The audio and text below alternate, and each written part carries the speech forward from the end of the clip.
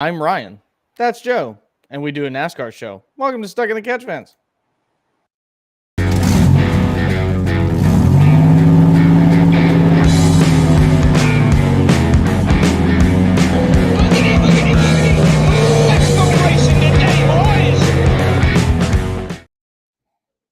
Hello, everyone. Welcome to Stuck in the Catch Fence, the weekly show. And when Joe says, I'm ready, let's go, by God, we throw the green flag. Joe, how are you doing?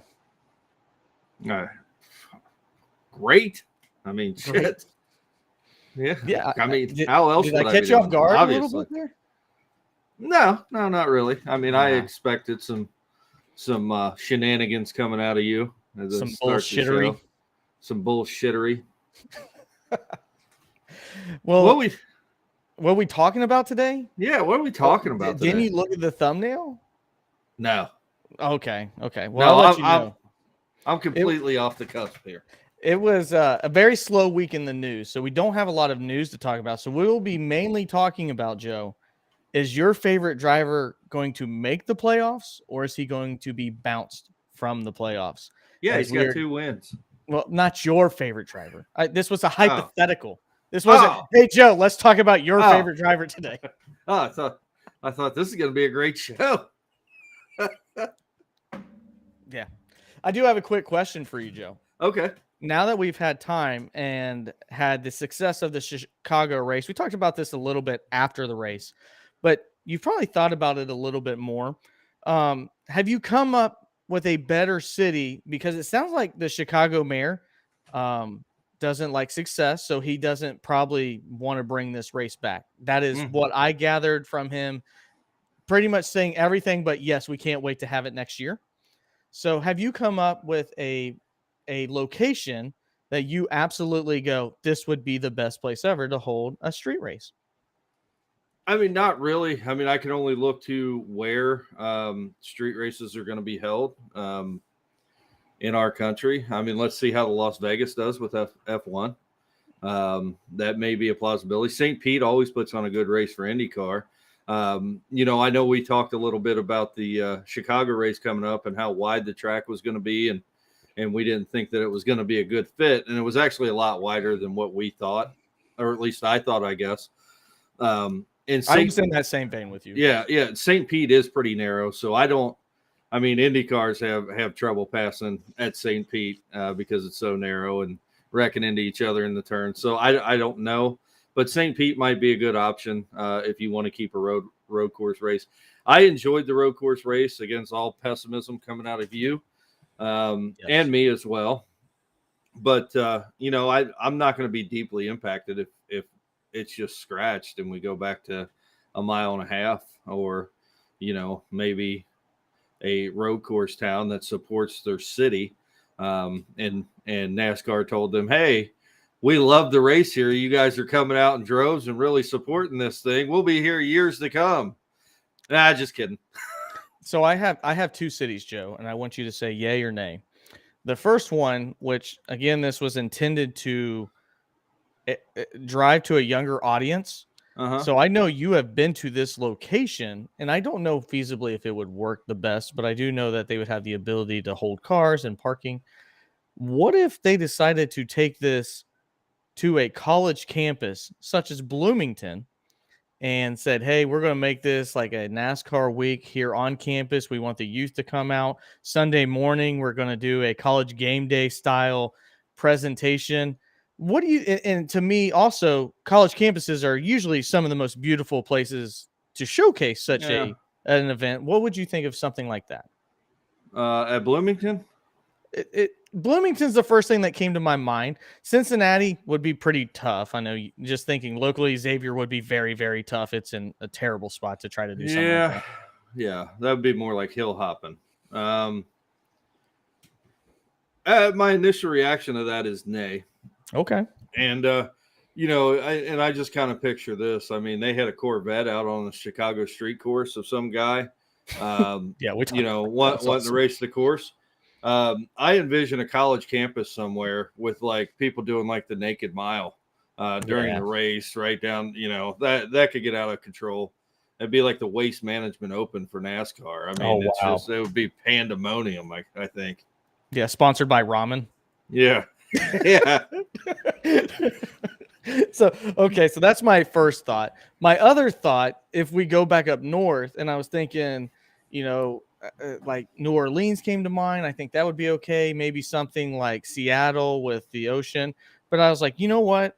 What if a town like Green Bay, Wisconsin was to have a street race with all of the fanfare and all the people that love to go to Green Bay? What if we're out here for the Cheesehead 350 today? Up here in Wisconsin. Cars are going fast. I think they need to slow down. Somebody's going to die out there. Yeah. It's the middle of July and we still got ice, eh? That could make it fun. I don't know. I mean, we saw the Chicago thing. I just got really blurry for some reason. Sorry. I probably look better this way. I've been drinking. I thought you were blurry the whole time. time. Here, let me try to fix that. Nope, didn't work. Anyway, my initial reaction to this street course thing is like I said, I enjoyed it. But I'm at the point, if Chicago's not going to work, why are we trying to find alternatives to tracks that we already have? Why are we trying to get out of what NASCAR is? I mean, I literally have a track 2.5 miles behind me this way that is sitting there desolate, and it's a good 1.5 mile track. And it was recently repaved before the last race there. And of course, I'm talking about Kentucky Speedway. That track's sitting there. There's 90,000 seats over there not being used. Why? I mean, the place had good attendance. Every year it was there. I know there was some initial traffic problems, but we have all these tracks across the country that are good running tracks that have fans of this sport just sitting around saying, I wish I could still go to the race that was 5 miles from my house, and they can't do it. Why are we trying to create something in order to break into a different demographic or break into a different style of racing to bring in more people? There's enough people surrounding NASCAR that you already have your base, and you're stealing races from your base to create these things. And if Chicago's not going to work out and they're not going to go back to the Chicago street course because the city doesn't want it, then go back to come home and go back to one of your tracks. Go back to Kentucky Speedway. Yeah, I mean, go back to another track that's just sitting there, and stop trying to make something out of nothing. Is my thought. Do you want to know why, Joe? Yeah, I'll tell you right after the news.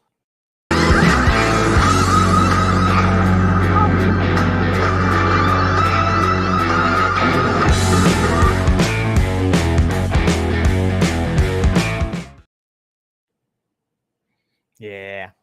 I'm just throwing curveballs at Joe this entire time. Just curveball, slider. The reason why, Joe, you're going to hurt your elbow. The reason why that's true. The elbow actually already hurts.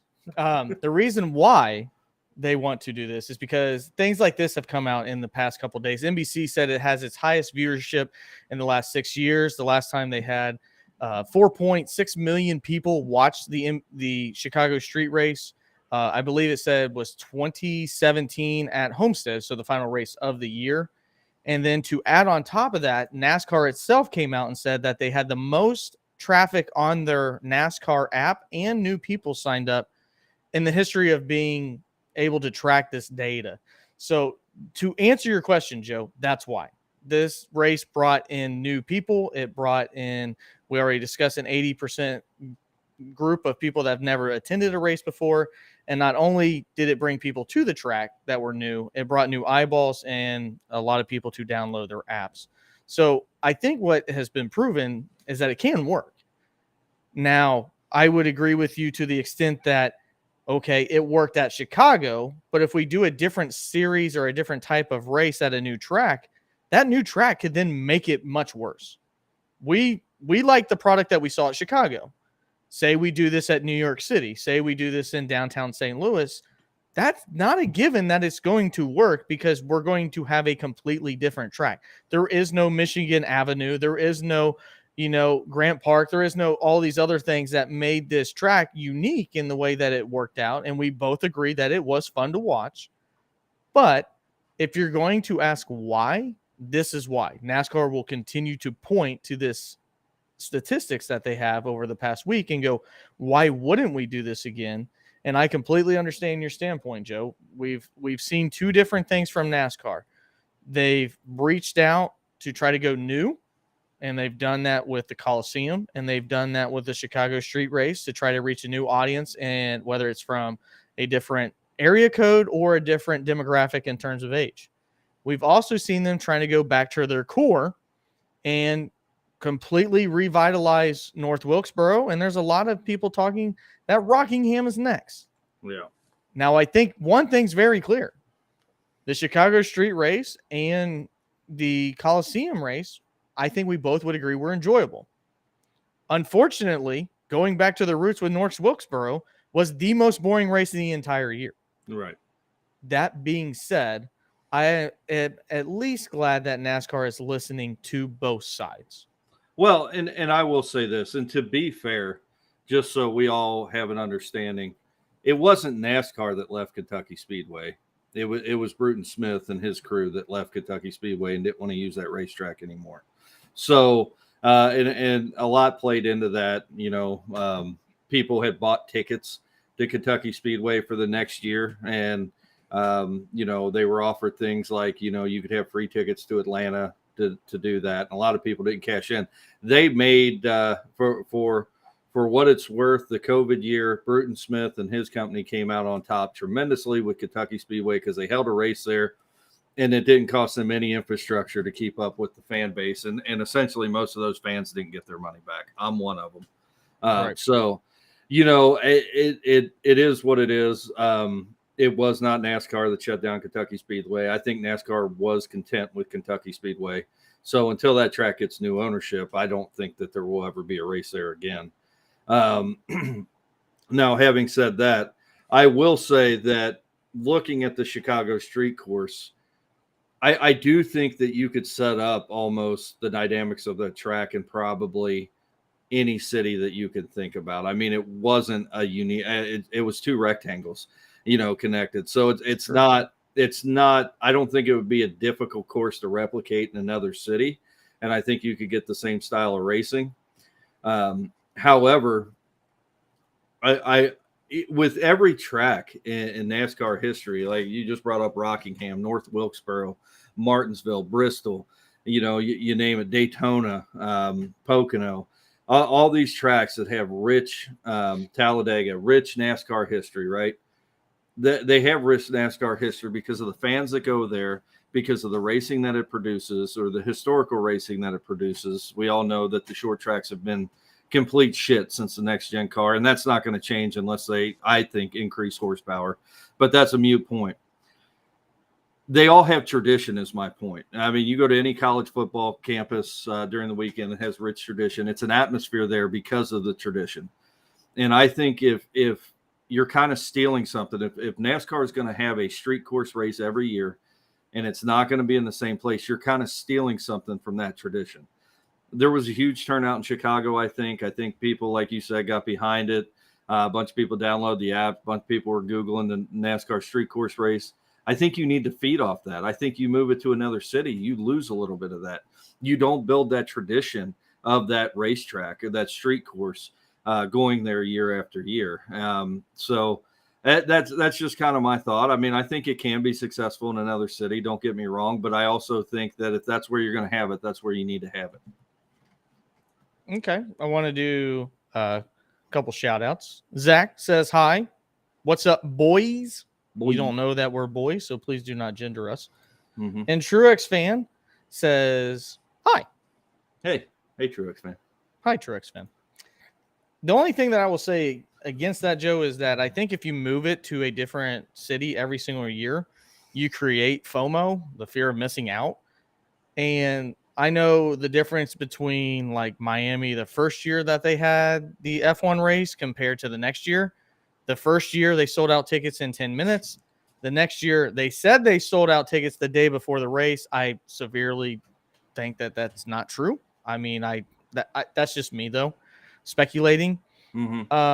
So I think if you just keep moving it, because this isn't a tradition, this isn't set in stone, the tradition could be that it's moved every single year. Kind of like the NFL draft. I mean, Right. the NFL draft moving every single year creates a buzz. You know, whenever it comes to Cincinnati, Joe, you and I will be there. Hopefully Right. with season tickets, we'll have good seats. And, you know, that buzz will continue to be created because you're making an individualized thing. And maybe that's the type of tradition that it creates versus now Chicago fans going, yeah, we did that last year. We lost a concert. It rained a lot. I don't want to risk that again. You know, that's a possibility. But I also understand what you're saying as well. Most people in NASCAR mark down their calendar. I mean, there's still people today complaining about the Firecracker 400 not happening at Daytona on July 4th. They haven't run the freaking Firecracker 400, at least called it that, for like, what, 10 years? And there's still people complaining about that. So there's a whole lot of stock in what you're talking about too, Joe. I just think that NASCAR is probably looking at it both sides, and logistically and financially, moving it might be the best option. But at the same time, the whole entire purpose of this is to get new fans. And if you continue to move it, you're going to get new fans. Yeah, and I'm kind of just going to speculate. I mean, if the Chicago Mayor's already coming back saying, we don't know if we want this next year, I would say it did more harm to the infrastructure and the flow of Chicago than it helped it. You know, I don't know what sort of money it brought in, you know, from people flooding to the city to see the race. Oh, bad word, flooding. Oh, yeah. Now, you know, and really Chicago's a sports town anyway. I mean, you're talking about two Major League Baseball teams, a big, you know, successful NHL team with a fan base, obviously struggling football team, but struggling basketball team as well. Yeah, them too. But my point is, they are a major sports city that has, you know, at least one team in every major American sport. And, you know, at the end of the day, does this really create enough for Chicago to take the hit to their infrastructure for an entire week like they did? And it sounds to me if the mayor's already saying, this was a good experiment, but we don't know if we want this back. It sounds like they've already made a determination that it was more of a pain in the ass for them than anything. Zach said you're FOMO, and to answer that, Zach, you're a mofo. So there you go. The only thing, Joe, I would say is you're giving a lot of credit to Chicago politics for making a good decision or possibly the right decision. And it sounds like Brandon Johnson, I think that's the name of the mayor. He did not sign this deal. It was Beetlejuice, Lori Lightfoot, who signed this. And he essentially said, since I didn't sign this, I'm going to look at it. Right. And because it was successful in pure politics, Joe, he literally might not do it because it was successful and he didn't sign off on it. I get that. So that's the way that works. But I will agree with you 100%. I'm sure it was a logistical nightmare to close down major streets and roads, and it may not be worth it. And we may not know that for a few more months. So yeah, great points. I'm with you 100%. I think there's two sides to this, and I think both are very logical. What? Of course they're great points. I said them. Jesus Christ. So also, it's a very slow news week, like I said. NASCAR will institute the safety changes starting this week. These are the changes that they announced a month ago. Regarding the clip changes, regarding the sidewall changes that they did with the Kyle Larson, Christopher Buescher wreck. So those will actually be implemented on the car this week at Atlanta. I thought once they made changes, they just did it immediately, but I guess that's not the case. So, yeah. Then moving on to the Atlanta pit road news. I know this is big for you, Joe. We were there. At Atlanta. Terrible. Turn 3 is where pit road starts, and they made them drive 45 miles an hour from turn 3 all the way to the front stretch to pit road. It looked ridiculous. Yeah, I mean, and it was devastating if you had to pit. Yes. I mean, even if you got a pass-through penalty, you were essentially done at that point. Right. So Atlanta goes, you're right. That was really stupid, or NASCAR. And NASCAR has now implemented that you can go 90 mile an hour on the apron and then slow down to 45 mile an hour when you get to the actual what used to be normal pit road, but you still have to begin at turn 3. Yeah, well, we'll have a lot of speeding penalties then. How do you set your car to, because if you, I mean, Joe, you know this, but like in your car, they use on the tack Mhm. colors. Hey, 2 reds going through pit road. Now you have to set it for 2 different speeds and probably in the same gear slot. So I wonder how liberal they're going to be with the 90 mile an hour speed limit on the apron. It's pretty dumb. I just How I don't about just move understand. pit road back to where it was? Yeah. That would probably be the easiest solution here. Well, that would make a lot of sense. Yeah, it makes too much sense. So I'm kind of Again- disappointed I'm not going back to Atlanta. I bet you it's warmer for the Xfinity race Saturday this week than when we went. Oh yeah, yeah. I guarantee you nobody's going to give me crap for being outside in shorts and t-shirt. Putting fuel in your this week. generator so you have heat. Right, exactly. That's exactly what I was doing. Yeah, that's wild. So, like I said, it is a slow news week, but let's get into the meat and potatoes, the entree. I'm sorry, I'm just really hungry doing the live show right now. Have you not eaten dinner yet? I have not. I'm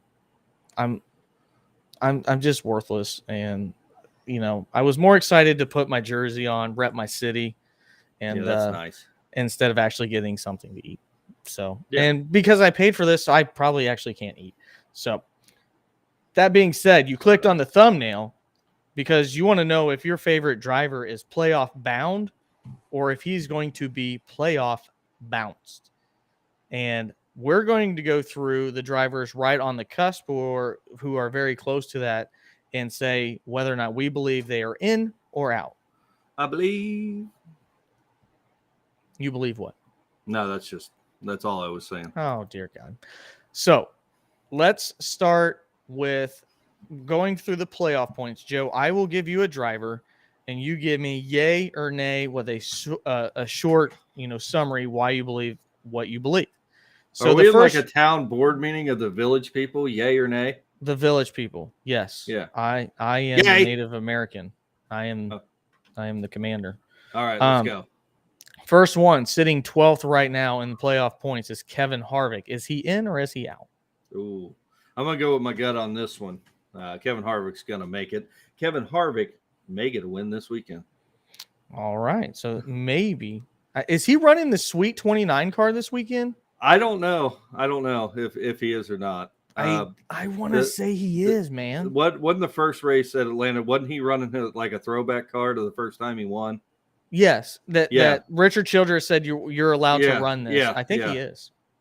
That might be awesome. That would be awesome. So I'm with you, Joe. I think Kevin Harvick is in. I believe he's going to win a race. He's been fast enough to win a race. He's currently 7th in points and 12th in playoff points. So the next driver would be Brad Keselowski. And let's just go ahead and move them together and use both RFK drivers, Brad Keselowski and Christopher Buescher. Do you think both drivers for RFK make it into the playoffs? Brad always has I'm going to say Chris Buescher, no. Brad always has the potential. He still has the potential to win a race. If I remember right, I'm trying to think back to the spring race this year. He was in contention, right? Yes. Yeah, and Joey Logano just had a way better car. He had the car. Yes, Yeah. that's correct. So yeah, and Brad was leading with like 4 to go, I think. Maybe. Is that right? It was back and forth. He Yeah. didn't make a late block, and it allowed Joey Right, Logano right. to go through. I'm going to say that Brad could get a win here this week. I think where's he at in playoff points right now? 13th. 13th. I don't think he makes it without a win, obviously, but that one's such a toss up. I'm going to have to say no then because I think you're just gambling by putting him in. I'm going to say no. I think he has a chance to win this weekend. I'll say no if he doesn't win this weekend. How's that? Okay. So I was counting how many races we're in. We're 19 in, so we have 7 left. Right. So you say no to both. No RFK driver. And we have rating. 11. We have 11 winners, right? Yes. Yeah. So he's already statistically out, No. 16 drivers get in. and he's okay with 11 and 13. All right. Yeah. Okay. Yeah. So Ricky Stenhouse is the lowest of the qualified drivers in, like you said, 11 winners. So Brad Keselowski is 13th in points, playoff points, that is. 14th is Chris Buescher in playoff points. And final answer, both no. Yeah. Yeah. My answer for Brad is if he doesn't win this weekend, I'm going to say no. Okay.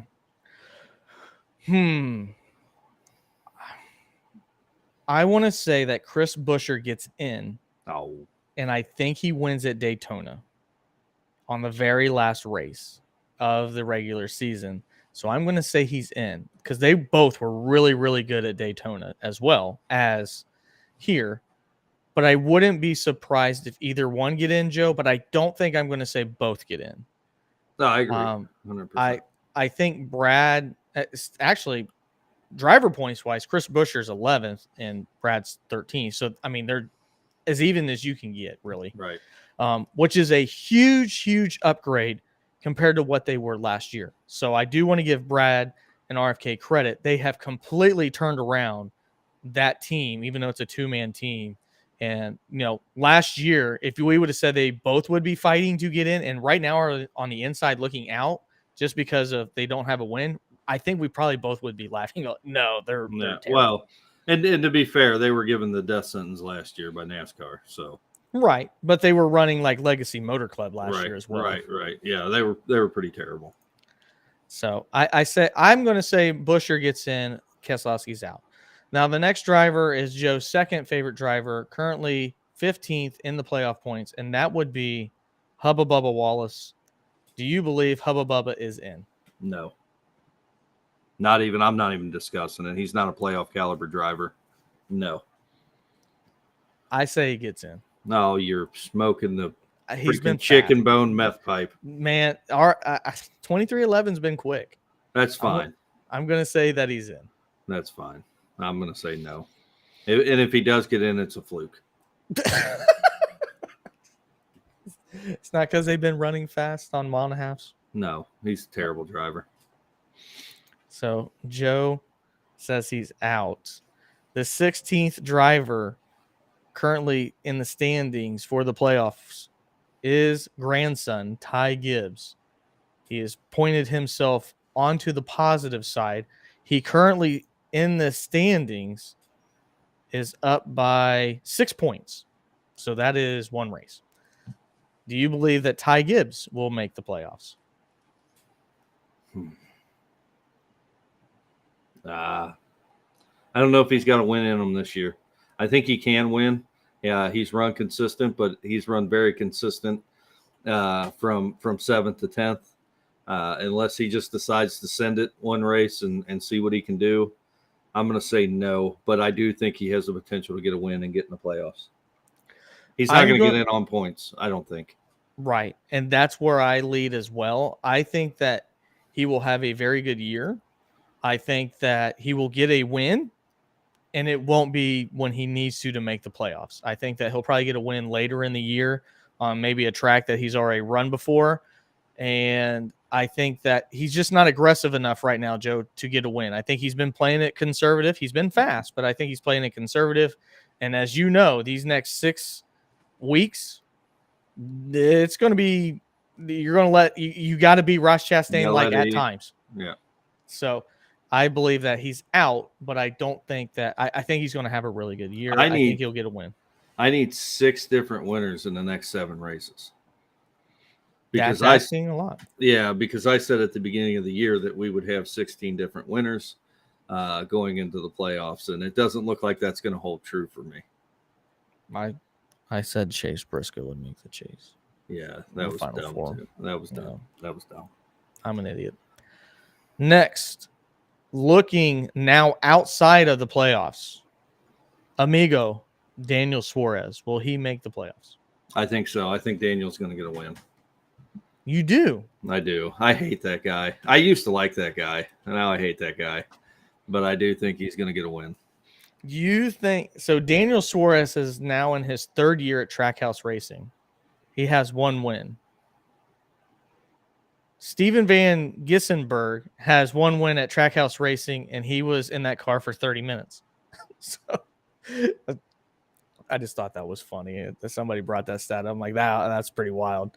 I don't think Daniel Suarez gets a win. I think that he had his chances at the road courses where they typically have been fast, and he didn't show the same speed this year as last. I also said that there would only be 1 win from a Trackhouse Racing driver, and I'm going to stick to that because, I have too much pride. Let me ask you this, a little off topic. Well, not off topic, a little up the cups here. Who gets a win first, Bubba or Daniel Suarez? Bubba Wallace. Oh, you're smoking crack today before you got on the show, man. The Bubba stand. That's what they know me as. Running in 18th place is Michael McDowell. Do you think Michael McDowell will make the playoffs? No, I don't either. I don't think there's a chance. If it will be this week or at Daytona. Obviously, he's won at Daytona before. Won me a lot of money at Daytona, but I don't think that they're fast enough to make the playoffs. Yeah. Cody Turner says that's a toss-up. Suarez could steal one, right? Well, implying that a Mexican's going to steal something, Cody, is very racist, and we do not condone that. We don't do that kind of stuff on this show, Cody. Jeez, old Pete.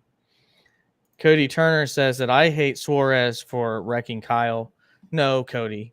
I hate him for wrecking him twice. Yeah. Willow, welcome back, Willow, Yeah. and Cody as well. Willow was right about the Chicago street race as well. Willow knows. Willow's coming for a job, bro. Yeah. Willow's trying to take one of our jobs. I'll send you a link, Willow. He has that spicy wood. I follow Ty Gibbs very closely, very closely. If you did, you would find it amazing that he is in the last playoff position. Bad strategy and screw-ups on pit road have cost him plenty of points. And the reason why that is probably because he got the short end of the stick when it comes to his pit crew and, crew chief. So he could have Adam Stevens. That'd be a nice crew chief to have, but Christopher Bell has him. I think I can't believe Cody Turner. I still can't. It's 2023, Cody Turner. You got to open up your mind and be more accepting. Yes, I agree. The next driver, the Dinger, currently in 19th. I got about 2 or 3 left that we'll go through here.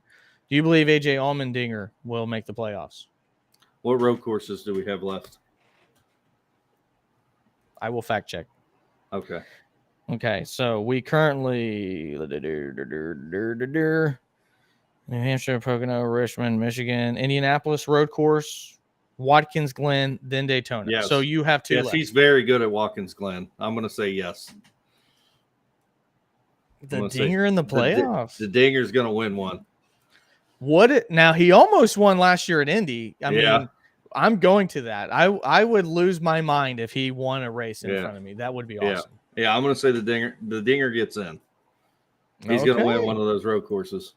I don't think he will get in, but I will not ever be disappointed. He wasn't bad this week either, this past week. No, the script was flipped on his head. Right. Alex Bowman. Do you believe that Alex Bowman will make the playoffs? That's a toss-up. Alex Bowman can win every week. He has a chance to win every week. So that's really a toss-up. I'm going to say Alex Bowman has a better chance to win a race than Chase Elliott right now. So that's not the question. I don't know how to answer, man. I'm going to say no. Yes or no? I'm going to say no. No, yeah, I'm going to go with no. Alex Bowman has been very consistent, but he hasn't been fast enough to win a race. So I go no. I am with you. I don't think he can point in. He's had penalties. He's obviously had the wreck. I don't think he's going to get in. And, and that's why. And we'll talk about somebody else here in just a minute too. Next would be Justin Haley. We both don't think he's going to get in, correct? No. Okay. Not even worth talking about. Austin Cindric, no. Corey LaJoy, no. So, Joe, that leads me to the last one. It is Chase Elliott. That's the question. Do you think Chase Elliott, who currently, if you go by points, is 55 points to the negative with 7 races left? That's doable. But do you think that he can do it? No, I don't. I think unfortunately, I don't think Chase is getting in this year. I just haven't seen the speed out of him. He ran relatively well this past weekend, but I just haven't seen the consistency out of him that tells me that he's fast enough to win a race coming back after the injury. And I don't feel like he's racing like you would expect Chase Elliott to run. I think obviously we know he has the potential to win. I think he could win on any course left in the next 7 races, any track, whether that be a road course or a super speedway. I just don't think it's going to happen for him. I don't think he's going to get in. Okay. I wanted to check something here. I don't think I'm going to be able to pull it up.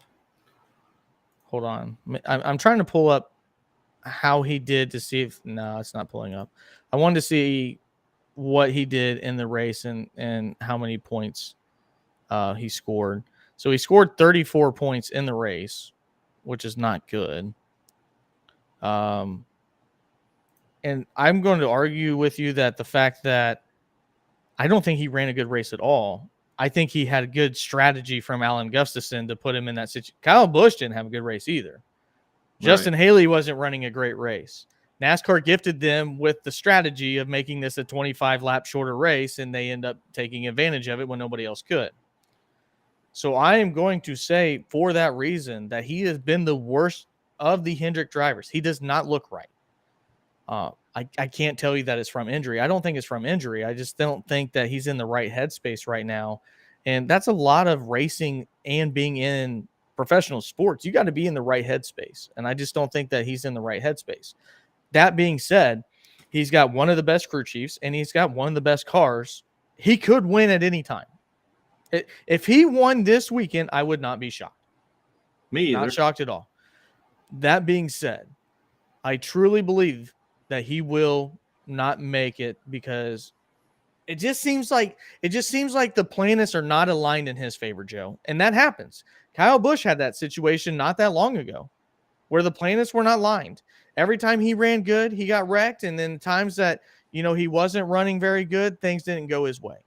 Mm-hmm. He'd go on pit road, then there'd be a caution. Couldn't be the guy that was hanging out one lap before that and then the caution out. And it just seems like those things are happening.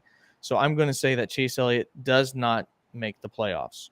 And I think, just to kind of feed into that a little bit more about, where he's at mentally, I think if you look at how he's kind of been more vocal and more engaging and kind of speaking his mind this year, I think that kind of plays into where his head's at. I think you've seen him in the past. He was kind of a quiet guy. He let his on-course actions speak for him. And this year that hasn't been the case in many instances. He's been more vocal about his opinions on things. And I think really, if you take a look at that really says a lot to where his head's at this year, because, him as a competitor and a fierce competitor, he's quiet and humble, and he has not been quiet and humble this year. Yeah. And as you mentioned that too, Joe, like, he put himself in a situation, whether it was an accident or not, to break his leg. And it is what it is. He didn't have to go snowboarding. The risk of doing extreme sports, and getting hurt is one of those risks. So you put yourself in that situation. You got plenty of time left. Then 2 races later, you wreck Denny Hamlin intentionally and get yourself suspended to get 0 points. It just doesn't seem like you're saying, like, the difference of what we typically are seeing out of Chase Elliott, a driven, not a lot of words because everything is very black and white, kind of the Russell Wilson, if you will. You're not going to get a lot out of him. You're just going to get what whatever the company line is. We had a great race. Thanks for the team. I'm glad to be here. Thanks, Napa Auto Parts. So we look forward to next week. Right. Is that exciting? No, but it worked. Now you see the different side of him, and it's not gone his way.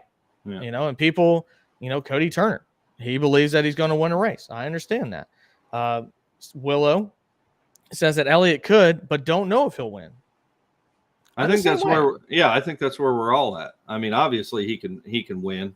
He has the talent to win, but you're right, Willow. You're right. I don't think his head's in it. Yeah. So that's just a fun segment I wanted to do as we're now getting into the crunch, the nitty gritty, as the folks would say, on the Twitter, The tweet the space. Twitter sphere. Is what Yeah. it's called. Yeah. We all busting, no cap. Speaking of that, let's go ahead and get into the race preview. Yeah.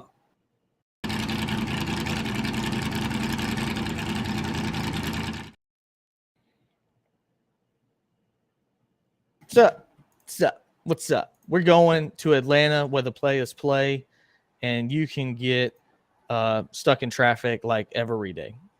So Yeah. last week, Joe picked Larson, Elliott, Busch, Dinger, and Briscoe. And 3 of those drivers were in the top 5. So Joe got 6 points, putting his total at 86. I picked Martin Truex Jr., who looked really good there for a while. Then I picked Larson. Michael McDowell gave me that 1 point, getting in the top 10. I think he stayed in 7th place the entire race.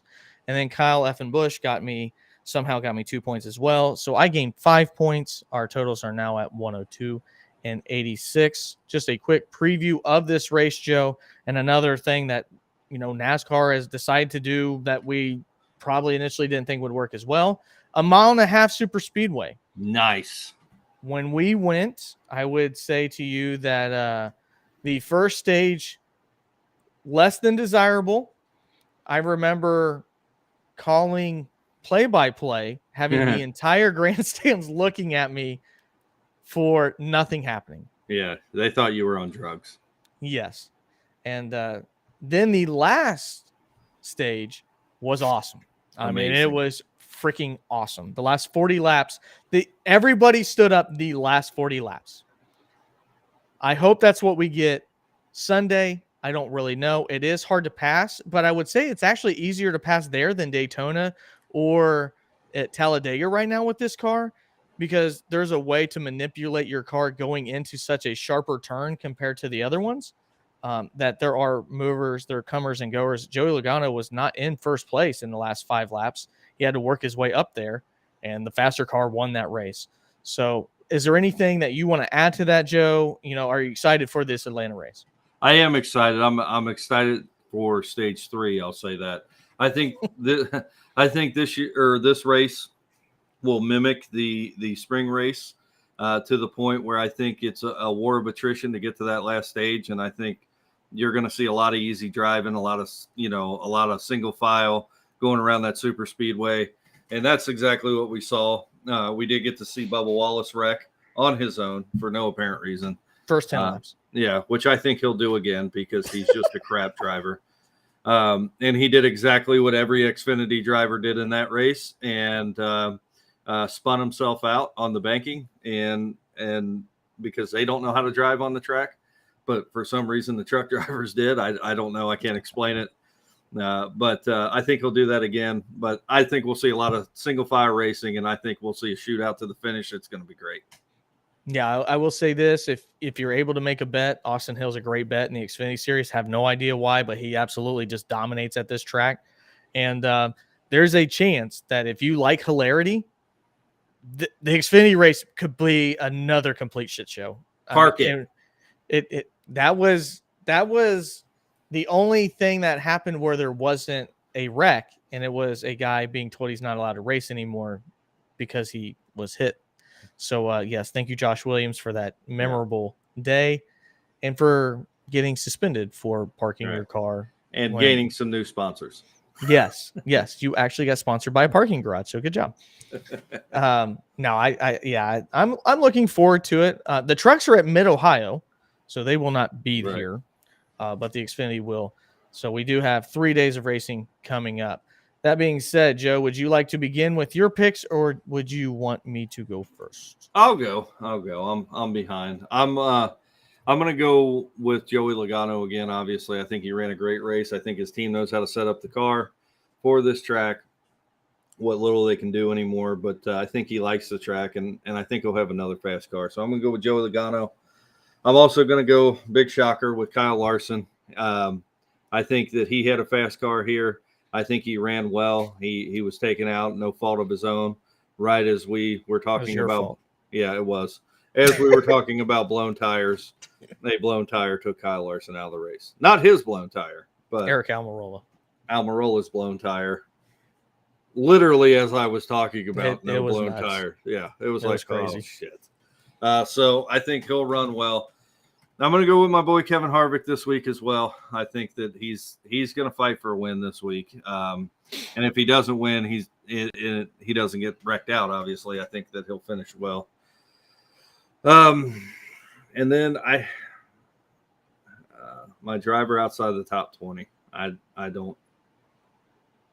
That's only 3. Yeah, you still got one driver in the top 20 if you'd like to use it.